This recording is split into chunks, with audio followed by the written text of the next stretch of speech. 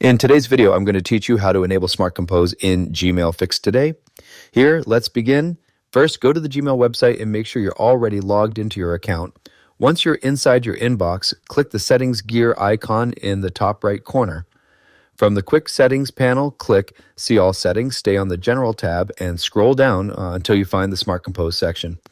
Select the radio button for writing suggestions on to activate Smart Compose, then scroll slightly further down to the Smart Compose personalization section. Select Personalization On to allow Gmail to adapt suggestions based on your writing style and commonly used phrases. After enabling both options, scroll to the very bottom of the page and click Save Changes. Once saved, Gmail will automatically start providing writing suggestions while you compose emails. You may see a small notification confirming that your settings have been updated. If you found this useful, subscribe for more clear tutorials, and I'll see you in the next video. Congratulations.